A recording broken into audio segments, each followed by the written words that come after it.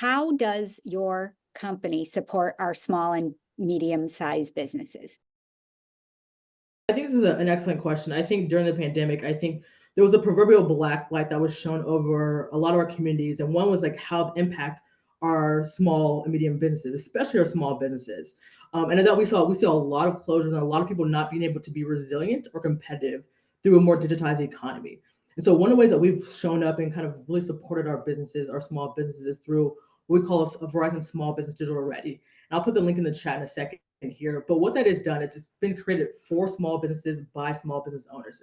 And so it's a self-paced platform to where you can have executive coaching, you can have community building sessions where we do both online and in-person community building. We have different marketing classes, and we host events through some of our different partners. Recently, we had an event at Levi Stadium where we brought small businesses from all over the region to have an in-person lesson about how do you market in a digitized economy. One of the things, and not to hide the ball here, is we provide $10,000 grants every couple of cycles or quarter to be able to support small businesses. And people are like, hey, Verizon's providing $10,000 grants to small businesses. Like, is that real? Yes, it is real. And so I really encourage people to take at least one course to be able to qualify for that $10,000 grant. Currently, right now, we're also running a special kind of super fan promo, which is we're rewarding a couple of small businesses with $25,000 grant to support their businesses in partnership with the NFL. So by taking 5 courses, you'll be automatically entered into winning tickets to the Super Bowl in New Orleans, as well as winning $25,000. And so I think that's a great way for how we support our small businesses, especially BIPOC and women of businesses who oftentimes have struggled and didn't have the ability to be resilient or competitive within the market. And so this is how we feel like we can show up and really pour in both technology and access-wise, but more importantly, resources with funding to be able to support our small businesses. I talked a little bit earlier about our RISE program, which we're really proud of, through which we provide grants and then also technology makeovers to small businesses. And to date, over a period of time, we've supported more than 13,000 small businesses. 900 or so are in California and 6 in San Mateo County. And so we really encourage folks, if they have a wish to join up with us, to participate and take advantage of that.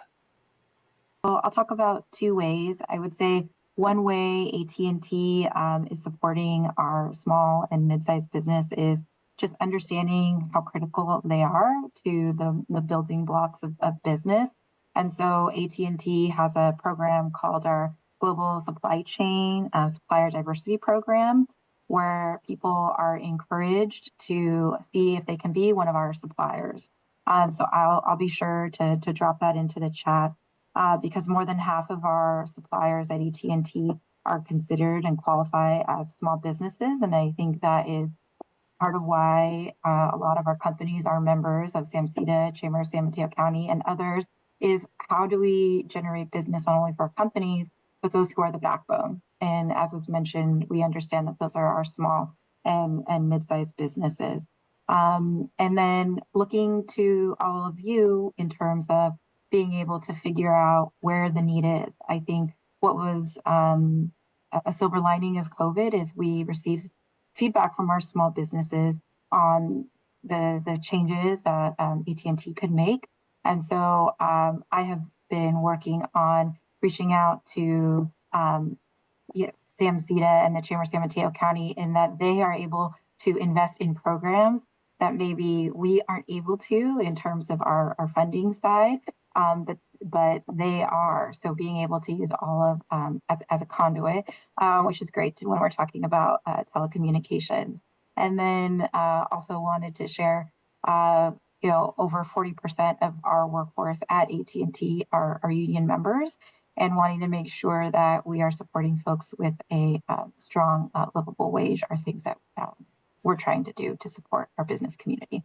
Thanks. I lightly touched on it before. So part of how we support the local businesses, our memberships, of course, with SAMCEDA and chambers and local organizations, but we also bring in that fiber and reduce that capital cost for businesses who want to upgrade their existing infrastructure for their communications, as well as supporting the education that is there. In addition, we work with workforce development partners. That's often an area that is really tough, especially for small businesses.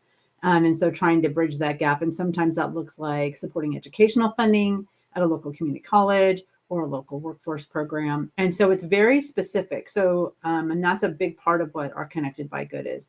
It is tailored for the individual communities and tailored for the regions in which we are at. And so that's some of our focus right now in SAMCEDA. What is something that our communities may not be aware of in your corporate philosophy as you engage locally? One of the things that has been impressed upon me since joining AT&T is a hyper awareness of engaging locally on bringing solutions. So I mentioned our commitment to closing the digital divide across California, and how we've been doing that is partnerships. I think all of us on this call know each other, have had to work collaboratively together in how we do that, because we are seeing that it's a partnership. So since 2021, AT&T committed the $5 billion. We opened the 10 connected learning centers, and the company is committed to really putting that into perspective. That's 25 million people that we're trying to make sure have affordable high-speed internet for this upcoming decade. So I feel like maybe that is something that not everyone knows, is we want to make sure that we have kind of boots on the ground to meet the need. And I think one of the things I lightly touched on the environmental piece and the recyclability with our new rapid technology. I think another thing that folks may not know is just how committed we are on our ESG goals. So as an example, we're already 75% of the way of becoming carbon neutral for scope 1, 2 emissions by 2025. And that by the end of 2023, that we had sourced 92% of our electricity consumption under renewable energy contracts. So all those towers that I mentioned across the country, the 40, they all are lit as one example. And then of course, just our workforce and our buildings, our vehicles, all the things that, we really try to focus on. And every year we do an accountability report internally to see how we measure up to those metrics. One of the things that surprised me about Comcast was that it started as a family business in Tupelo, Mississippi in 1963. And, now it's one of the largest companies in the country and one of the top 10 companies to work for. But I think that spirit of homegrown and local feeds so much of our culture and how we think about our presence in the community. Ultimately, our team members live and work in San Mateo County. We take that really seriously. We pay attention to what's happening in our communities, and we want the best for them. And that really started with our founding decades ago. I love this question. I think one of the things that I want folks kind of know about kind of our philanthropy and kind of giving is we're really focused on kind of a multi-value approach. We're really focused on how do we grow our partnerships? How do we make 1 + 1 = 5? And so one of the ways that we kind of do that is that we have an innovation lab that's based in San Francisco.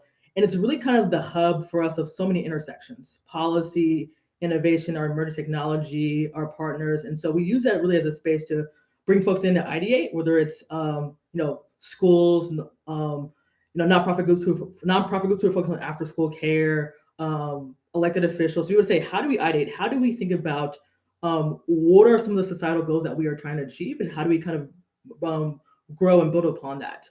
Our pillars are climate protection, human prosperity, and digital inclusion. And so the goal is we might come in and partner with one thing, but how do we expand that to multiple things? We recently had sponsored a SF Fleet Week. And so we brought in Marines who were here, for many Marines and sailors who were here for a period of time. We brought them to talk about what is civilian life after you served. What are the jobs that exist within Verizon? And so I think there's one way to kind of come through one door and have 4 to 5 different doors within Verizon that we can highlight you with. And so I think I want folks to kind of know about our giving is that there are so many different ways that we can partner together. And then by having conversations and by sharing those shared objectives and realities, we're able to kind of really expand how we partner with folks. Why do each of you work for AT&T, Crown Castle, Comcast, and Verizon? For me, it's 2 things: mission and people. The importance of connecting people and businesses to the information they need, to the people they need. It's it can't be overstated. And I think we, as Ellen pointed out, we learned something about that during COVID, but the truth is it's just how we live our lives. And so I love the mission of Comcast. And then the people. Some of you on this call and out in the audience know team members from across Comcast in California. It's a group of people who really care for each other, care for the communities they work in, and want to do the best. And for me, that's where I want to be. Thank you so much. Mission and people. Ellen, I'm going to turn it over to you. I had spent, over a decade working in the public sector before joining AT&T. And when I joined the public sector, I really had wanted to help people who may not have a voice for themselves. And when I pivoted to AT&T, I really connected with our mission of connecting people to greater possibility. And I love that. I felt that was such a perfect kind of marriage between the public sector and the private, in that trying to make sure that we are helping folks wherever they are and meet them where they at. And I have seen our company go through many different iterations just in my 5+ years of the company. And I think that is something that also makes each day interesting working for AT&T. I think, people may have a question and it's a different business unit, but I'm happy to jump in, learn more. And that's what I love about working here, is being able to help others, but also each day learning a little bit more about this company. Love it. Connecting people to greater possibilities. Christine, I'm going to turn it over to you. Similar to Ellen, before Verizon, I used to work in the public sector. I worked for the Department of Homelessness and Supportive Housing, as well as Rec and Park, which is exactly like the show. And I think similar to that, I think it is, and in Verizon, I think it is this bridging the communities together. And I think it's hard to outwork passionate people. And it's similar to that in public service, where I think every day I get to work with people who are very passionate about their crafts and how they serve the community. Whether that's through our Verizon emergency response team, who has shown up to wildfires or hurricanes or flooding, or providing support for first responders or EMS at large concerts, or whether it's our retail folks who are helping to answer questions for folks who might not know how to change their SIM card, or might not know that it's time to upgrade their phone. I get to work with very passionate people, and I think what's unique in our job is that we get to work kind of horizontally across all verticals. So each day is unique in that aspect, to where I can go from working on write an ordinance to going to our experiential marketing team and saying, hey, how are we showing up for the high school football event on a Friday night, per se. And so I think that's what makes this job so unique, and why I'm very passionate about working with Verizon, is because I work with some of the most passionate people. And as one of the panelists mentioned, we live in the communities we serve. We go to the same churches, go to the same gas stations, the same grocery stores. So we all have a vested interest in making sure that we are, that we have a commitment to its excellence, is what we're really passionate about. Passionate about craft, serving community. Thank you, Christine, and for highlighting that you all live and work in your communities. I think sometimes people forget that. You don't just fly in on whatever type of aircraft you fly in on and show up. You're here. You're a part of us. Rochelle? So I got started in telecom, I can't believe, almost 25 years ago, while I was still in law school. And so I've done everything from build towers in the Tahoe National Forest in my boots, looking for site selections, permitting, and then of course a lot working with local governments. So I have worked for, and I even did some time at Comcast in their tower company. So I've actually worked either directly or indirectly as a vendor for almost everybody across telecom. And then about 6 years ago, I went internal to Crown. And the reason why I did is because of the culture.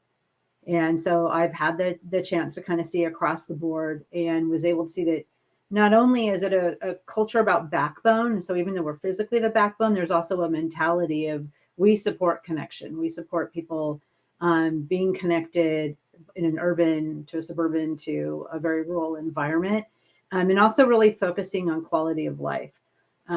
Because I think what's important when companies they're inward serving as well as externally serving. So we all do live in the communities, but we all also are part of a community. And so having working for a company that wants you to make it to your kid's football game on a Friday night, that wants to make sure that you are actively involved in your community, whether you're serving on a nonprofit, or whether you're, doing, Meals to Wheels delivery.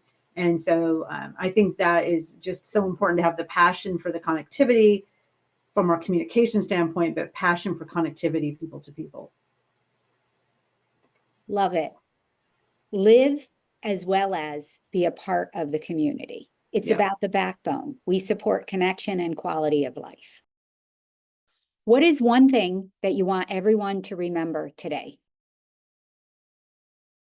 If there was one word, it would be investment. Is help us as industries invest in your community, and that's everywhere from, the permitting is really big. That sounds small, but that is usually the biggest part besides construction alone. And that can be a lot of folks are embracing and they want the connectivity, but letting their elected officials know that. And I think businesses being engaged and saying, yes, we do need this. Because sometimes what we'll hear is like, well, I have 4 bars. You don't need to be here. And it's great that they're connected, but their community members across town probably aren't. And so I would say that would be the best thing is as part of a partnership and Roseanne, you're an amazing partner. So I just want to highlight that SAMCEDA is wonderful in that sense. And that would be probably one of the greatest helps. I think just to echo Rochelle, I think Roseanne, I think you are an excellent example of a leader and a collaborator, and just how much that partnership means to, I think, all of us on this call in order to amplify our work and all of our works, especially your work as well with SAMCEDA. I think one thing I want folks to know is Verizon is a global company with a local heart. We have like I mentioned, we have a vested interest in our communities, and we aim to be, your first call, collaborators, in order to aim for a better future together. And, we're working to build that future now. And we only can do that through partnerships with our partners in the communities. And so I want folks to know that, yes, we are a global company, but we are local in our hearts as well. We are continuing to invest in digital equity and connectivity and the latest innovation and technology. And that doesn't happen broadly, that happens and starts locally. Well, I hope attendees will remember AT&T is your community partner. And today's conversation is just extending the building of our relationship. I would say AT&T also hears you. We hear your community. And I think one example that I'd like to share is when we saw earlier this spring with the loss of the Affordable Connectivity Program, that we really needed something in its place. And so AT&T has a program called Access. I'll be sure to drop it into the chat so that people can have low cost internet. We know how the partnerships with a lot of the nonprofit organizations within San Mateo County, we're working on getting people signed up for ACP. But without it, we have the Access program. We also have been working with our Native and tribal communities. And so we have been opening some of the connected learning centers that I shared earlier on tribal land, and understanding that it's not just about living in maybe more suburban places, but it's really how are we talking those rural who don't have access at all. And I know that there are places in San Mateo County that struggle with access. And so your feedback is noted, and look forward to working with you on making sure that we get out there as well. Thanks, Roseanne, for the conversation.